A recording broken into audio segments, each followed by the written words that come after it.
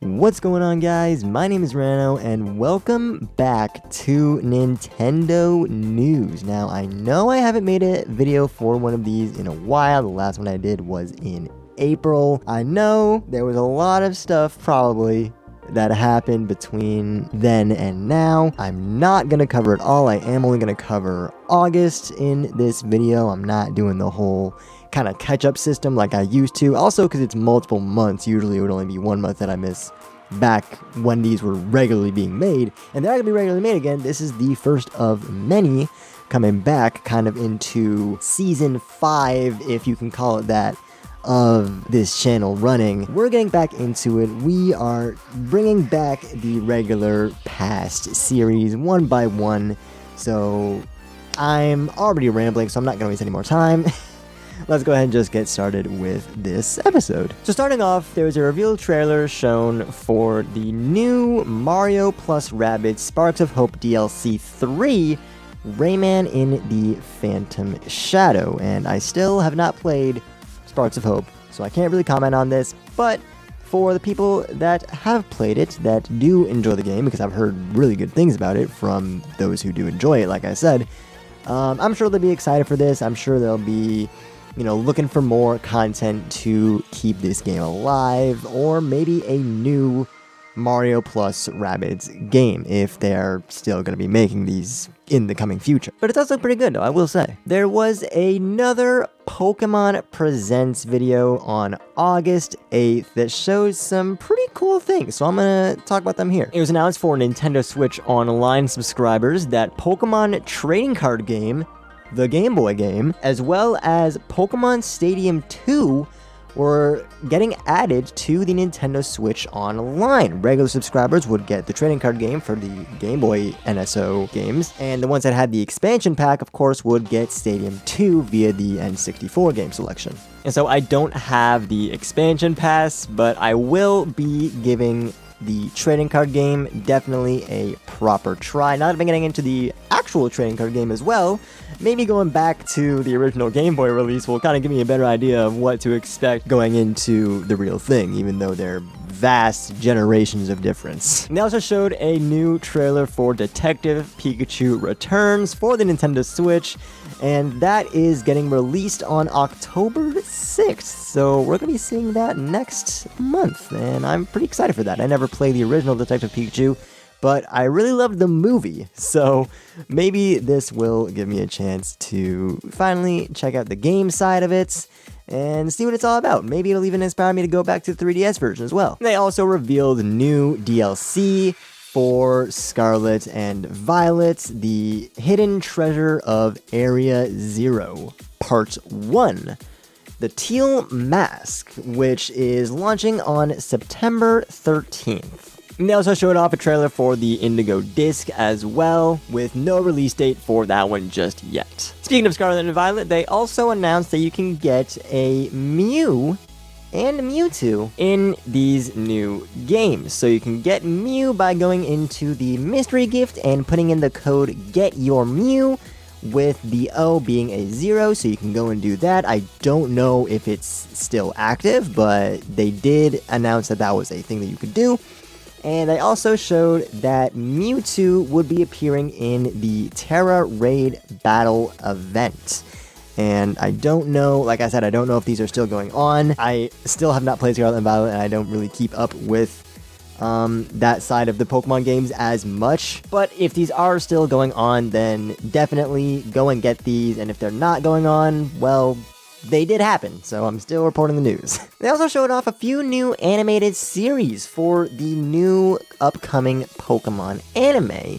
Pokemon Horizons, and honestly the trailer looks pretty good. It's obviously going to be nowhere near the adventures of Ash and Pikachu, which we've come to know and love over the decades, but it's really cool to see Pokemon kind of turning over a new leaf and really introducing a new set of characters for this new generation, really, of Pokemon fans. Like, I still remember watching Ash and Pikachu go through all the various different regions, through all the different seasons in the past, but this could be a beginning of a new Pokemon series. These could be the new characters that are going to go through in the new gens, in Gen 10, Gen 11, if we get that far. I don't know how far Pokemon is going to keep going, if they're going to just keep making games forever, or what the situation may be with that, but these could be a new set of characters for some Pokemon fans. These could be the next cast of the Pokemon anime for the next 20 years, and I'm excited to see where it goes. And also start off a new web series that's going to be coming to the Pokemon YouTube channel on September 6th. Pokemon Paldean Wins, and this one obviously is going to focus just on Paldea and on the Gen 9 series of Pokemon. It'll probably only be a couple episodes, but I also cannot wait to check that one out as well. The Pokemon web series have been pretty good as of late, so I'm excited to see what that one offers as well. And speaking of short web series, there is another one there that kind of tied in with Pokemon Worlds 2023, which also took place from the 11th to the 13th of August. And that one is Pokemon Path to the Peak. Now, the first episode of that was on August 11th, 2023, and the last episode went up on August 30th, so the series is now over, but it's up on the Pokemon YouTube channel if you want to go and give it an entire watch. That one I haven't checked out yet, but from the trailers, it looked really good and showed a more real kind of side to actually playing the Pokemon TCG and what that kind of thing is like. So again, getting into the TCG for the first time, this is really good. I'm definitely going to go and watch this after I'm done recording here so I can get a new perspective on what the TCG is like. But that's really cool. I really like what they're doing there with a lot more of the animation and tying in the different mediums of Pokemon in different ways, like connecting the TCG to an animated series and connecting the anime to the games in another new way with something like Paldean Winds and also the new Pokemon Horizons series that we're going to be getting. That's going to be whatever that entails, right? And there's also some news for Pokemon Unite's 2nd anniversary, as well as Masters EX, Cafe Remix, of course, the mobile selections. I'll leave links for all of those in the description below. I don't know how many people are going to be watching this for Pokemon Unite news. And there's also Pokemon Sleep news as well, so I'll leave that in the description as well. I'm not going to talk about Pokemon Sleep for as long as I probably want to, but I'm just going to leave it in the description below so you guys can check that out on your own accord. I have been playing Pokemon Sleep, of course, for anyone who might be interested in my 3-year-long journey of waiting for this game. I finally got it. I'm finally happy, and I've been enjoying the ever-living crap out of this game. It's honestly incredible. I love it so much. That's gonna be the end of my Pokemon Sleep tangent, though, because otherwise I'll go on forever. So let's move on to the next topic. We all know the voice of Mario, Charles Martinet, been the voice of Mario since Super Mario 64. Is stepping down from the position and is now going into a new role of Mario Ambassador. Nintendo put out this statement that reads, Charles Martinet has been the original voice of Mario in Nintendo games for a long time, as far back as Super Mario 64. Charles is now moving into the brand new role of Mario Ambassador. With this transition, he will be stepping back from recording character voices for our games, but he'll continue to travel the world, sharing the joy of Mario and interacting with you all. It has been an honor working with Charles to help bring Mario to life for so many years, and we want to thank and celebrate him. Please keep an eye out for a special video message from Shigeru Miyamoto and Charles himself, which we will post at a future date. So, I don't know what this means for the future of Mario games. Will we have a new voice of Mario? Has Charles recorded so many lines that they don't need to record Mario voices for a couple of years? Because I know we got a couple new voice clips in Super Mario Bros. Wonder, and they did have a presentation for that, which I'll talk about more nearing the end of the video. But I'm very curious as to what this means for the future of Mario. If we're going to get a new voice, if we're going to see any major changes in the Mario games, if we're going to go back to a silent protagonist, or whatever is going to happen with Mario. This is really interesting, and it's going to be really, really interesting going into this new era of Mario possibly without Charles Martinet as the voice of Mario. Again, going into kind of a new generation of Nintendo fans, it'll be very, very interesting to see what he sounds like, what he might sound like coming from either a new voice actor or if we're gonna just keep reusing old clips from past generations of games. We'll see what happens, but all I know is I'm wishing Charles the best, and I really hope he enjoys this new position. And I, again, just like Nintendo, would want to take a second to thank Charles for doing everything that he's done over the years, over the generations. And New Super Mario Bros. On the DS was my first video game that I owned and completed fully. And that's one of the major reasons why I'm still a Nintendo fan to this day. So thank you, Charles Martinet, for voicing Mario, for doing everything that you've done for not only Mario, not only Nintendo, but for the gaming community as a whole. And again, well wishes into your future career endeavors. And I don't know, man, enjoy life. And just like I said there, Mario was actually not voiced by Charles Martinet in Super Mario Bros. Wonder. They put out another statement shortly after the previous one, which I just read, that says, while Charles is not involved in Super Mario Bros. Wonder, we're excited to honor his legacy and contributions, including looking ahead to what he'll be doing as a Mario ambassador. Character voice actors will be credited in the game credits, so please wait for the game to be released. So there is no more Charles Martinet as the voice of Mario. There we have it. All that whole spiel that I was talking about of if he's going to be reusing lines or if he's going to be new voices. It's going to be new voices. It's going to be new voices for Mario completely. This is insane. This is actually crazy that I'm reading this now. We're really going into a new era of Mario without Charles Martinet as the voice, with potentially a new full-time voice for Mario, starting with Super Mario Bros. Wonder, or they could be in that new finding stage for Mario. But I imagine they would have taken their time with finding a good voice for Mario for Super Mario Bros. Wonder. They wouldn't want to just pick some random guy and have it be a random guy for, you know, future games as well. So they would want to find a new, consistent voice for Mario and Luigi and all of the other characters that are voiced by Charles Martinet, because he didn't voice just Mario.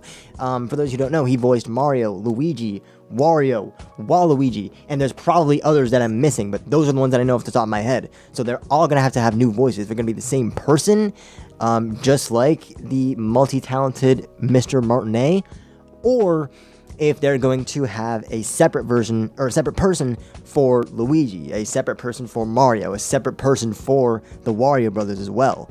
It's, like I said, this is going to be really interesting, and this is going to be kind of crazy to see how it all unfolds, and we're going to be watching that as it happens once Super Mario Bros. Wonder releases on the Nintendo Switch. And in Splatoon 3 news, in relation to one of the topics that I'm going to cover, again, a little bit later in the video, there is a new song from Deep Cut called Big Betrayal, and it's actually really good. I will leave a link to it in the description below, as with the rest of my sources, so go check that out if you're interested. Excitebike 64 got added to the Nintendo Switch Online expansion pack for the Nintendo 64 game selection. This is one that I've not played, but I remember playing the original Excitebike a lot when I was a kid, back on, you know, some emulators. So again, if I ever get the expansion pass, this will be exciting to try it out, because I remember seeing a lot of this game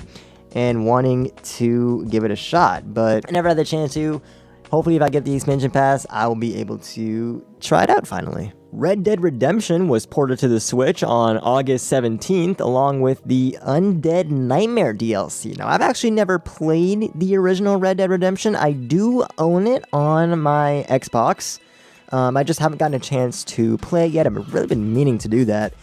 So now that it's on the Switch, I'm not going to play it on Switch because I already have it on the Xbox, like I just said, but it might finally give me a chance, or an excuse rather, to play it and see what all the hype's been about, because I've heard, again, really good things from my friends who've played it and just people online who really enjoy Red Dead Redemption. I just, like I said, never really had the chance to play it before. Now that I do have it on my Xbox, I know this is a Nintendo video, I'm talking all about Xbox, but now that I have it and now that it's out on the Switch as well, I might finally give it a shot, see what all the hype is about, and finally give it a play. There's a new Nintendo Direct focusing on Super Mario Bros. Wonder on August 31st on the last day of the month. So I'm gonna go ahead and play some highlights of that for you guys to check out there. This is the Flower Kingdom. It's made up of 6 distinct worlds that circle the Petal Isles, making a total of 7 areas to explore. If you're not quite ready to take on a particular course, you can try a different one instead. Play them in any order you like. Besides Mario, you can also play as Luigi, Peach, Daisy, one of 2 Toads, and Toadette. They all play the same, so go with your favorite or mix it up. The Yoshis and Nabbit won't take damage. They're a great choice if you're looking for a more easygoing experience. In elephant form, swing your trunk to attack enemies, easily break through blocks, and dash across large gaps. The bubble form allows you to blow light, floating bubbles, capture and defeat enemies from a distance. Drill form. This makes dealing with spiky or hard-headed enemies a breeze. Or you can use it to drill down. It also allows you to burrow and move through the ground. Oh, and you can hang on to an extra power-up. This is a Wonder Flower. When you touch a Wonder Flower in a course, a Wonder effect will trigger, causing some interesting changes. As your adventure progresses, you'll unlock in-game badges that change up the way you play when equipped. There are a variety of badges, each with its own special ability. Up to 4 people can play locally on the same Nintendo Switch system. If a player is defeated in local co-op, their character will float around the course as a ghost. If another player reaches them before time runs out, they'll jump right back into action. Your group won't lose a life either. And just so you know, if someone is playing as a Yoshi, you can jump on their back and ride them around the course, even if you're also playing as a Yoshi or if you're an elephant. And they also showed this new Nintendo Switch OLED model, the Mario Red Edition, and this just looks so clean, guys. I love the little subtle features they put on the dock there, making it all red, and on the inside having the coins there. That's a nice Easter egg. And going back to the classic red Joy-Cons, if you guys remember from the Super Mario Odyssey Nintendo Switch way back in 2017. It looks like they're bringing that color back and they're really going all in with this theme. I've been loving what Nintendo's been doing, especially with the OLED models for these special editions of the Switches. They did the one for Splatoon 3, did the one for Tears of the Kingdom, and now they have this one seemingly for Super Mario Bros. Wonder, but it's just a Mario theme. It's not specifically for one game, and I really like that. It just looks so clean and well put together. I don't think I'll be getting it personally. I already have my Nintendo Switch Lite, and I already have my regular Nintendo Switch, so I think I'm good on my Nintendo Switches, but it's still cool to see Nintendo putting in effort for these special editions, and I really like how it looks. And for the last thing I want to mention here, this actually is starting in the month of September, so I'm kind of cheating here a little bit, but this was yesterday, so I want to make sure you guys get advantage of this. For Splatoon 3, my Splatoon players out there, this one's for you. The Drizzle season actually started yesterday, a brand new season for Splatoon 3, and it introduced new maps, new weapons, and maybe some other new things as well that I'm not fully mentioning, but that started September 1st, yesterday, if I get this video out on time. So definitely, if you guys are big into Splatoon, specifically the competitive or the ranked players out there, definitely make sure you are taking advantage of that and making sure you are getting in all of your bonuses as you can get them, and enjoy the new season of Splatoon 3. I'll be trying to get on some this month, so hopefully I'll be able to enjoy some of that new season action as well. It's really exciting to see that they're actually, putting a lot of updates into this game. And while we're on the Splatoon 3 train here, to wrap up this video, we'll talk about the deep cut amiibo that were shown that are going to be releasing on November 17th. So, big time to be a Splatoon fan, big time to be an amiibo collector, big time to be a Nintendo fan, really. So, we got a lot going on. So, I will probably be picking those up right as they come out. I have almost every Splatoon amiibo that has been released. I know as of right now, I do have every set of the idols. I have both the Squid Sisters and I have Off the Hook. So of course, I will be picking up the deep cut amiibos as they are released. And hey, one more thing while we're on the Splatoon 3. I know I keep saying this is the last one, this is the last one. This is actually the last one for Splatoon 3 and for this video. So there was a new Splatfest that would be announced, or that was announced to be happening September 9th to September 11th. So starting on the anniversary of the game, the 1-year anniversary of Splatoon 3, going until that next following Monday, there would be the Splatfest going on of who would be the best leader, Shiver, Fry, or Big Man. Now, this kind of feels familiar to what we had with Splatoon 2 for the final Splatfest, the Chaos versus Order, and we saw how that changed the entire landscape for Inkopolis, or Inkopolis Square, in Splatoon 3. So I'm curious if this will have any repercussions, or if this is just going to be kind of a fun, you know, like the first game, Callie versus Mari, kind of Splatfest. And we'll see what happens, I guess. Whoever wins this Splatfest, we'll see what the outcome is. And that is going to cover everything for this episode of Nintendo News. I tried to stick to kind of the major names here instead of going through all of my indie games and going through all of the ones that are just kind of minor news updates that not really a lot of people are going to be watching or playing. So if there's anything that I missed, if there's anything that you wanted me to talk about, if you want me to mention more of those indie titles, if you want me to mention more of those kind of lower, more under the radar releases that are going to be on the Nintendo Switch, let me know in the comments, and let me know if there's also anything else that I might have missed that was major, like some new game releases or whatever the situation may be with that. Yeah, like I said, let me know. I always say that. And I meant to say this in the introduction as well, but Nintendo News actually as a series probably is going to be changing up a little bit in the near future. I'm currently working on some new styles of recording it, of how I want to have the episodes be put together, and I'm working on that. So hopefully over the next couple months, with the next couple episodes of Nintendo News, you guys will see more of that, and I hope to have that finalized by the time 2024 rolls around. So that kind of shows how big these changes might be. So let me know what you guys want to see out of that, because I'm still in that kind of stage where I kind of incorporate ideas. But I don't want to keep this going on too much longer. So with that being said, and with that out of the way, thank you guys so much for watching this video. If you enjoyed, be sure to leave a like down below and leave a comment. Tell me if there's anything that I missed or that I got wrong. Also, don't forget to subscribe if you haven't already, and hit the bell to be notified every time I upload a new video. And as always, thanks for watching, and I will see you guys next time.